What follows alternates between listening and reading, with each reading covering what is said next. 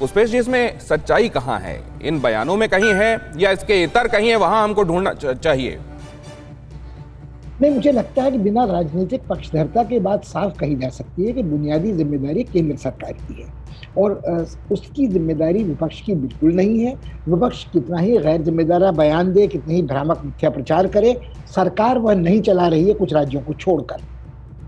और पासवान जी बिल्कुल सही बात कह रहे हैं कि स्वास्थ्य का विषय जो है वो कंकरेंट लिस्ट का है, मगर जब डिजास्टर मैनेजमेंट एक्ट लागू किया गया है तो बहुत ही सीमित संभावना इस बात की रहती है कि केंद्र से इतर कुछ कर सके। कुछ राज्यों ने जब वैक्सीन खरीदने की पेशकश की है तो उन्हें वैक्सीन निर्माता कंपनियों ने साफ कहा है कि वो सिर्फ खरीद फरोख्त केंद्र सरकार के साथ करेंगे।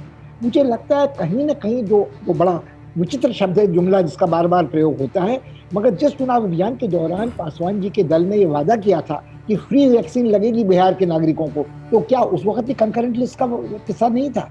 क्या आज जब चुनावी अभियान के दौरान आपका संघर्ष इस संघीय व्यवस्था में पश्चिम बंगाल से होता है, कभी मान लीजिए तमिलनाडु से होता है, केरल से होता है, धर्मेंद्र जी, इशारा देख रहा हूं, आ रहा हूं। क्या एक मुठभेड़ की मुद्रा में जब आप आते हैं राज्य सरकारों के साथ, तो तब क्या आप ये उम्मीद करते हैं कि वहां टीकाकरण की प्रक्रिया सहयोग से मिलजुल कर समन्वित रूप से चलाई जा सकेगी?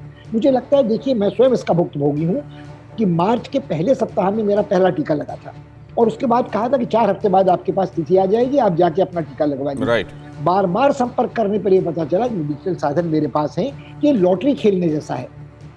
बाद में कहा गया कि सरकार ने अस्पतालों को ये निर्देश दिए हैं कि अब ये रणनीति बदल गई है, ये 4 से नहीं 8 से 12 हफ्ते के बीच में लगेगा और ऐसा ही हुआ। 12 हफ्ते पूरा होने के बाद एक सूचना मेरे पास आई कि अब जाके आप अपनी दूसरी डोज, दूसरा टीकाकरण लगवा सकते हैं।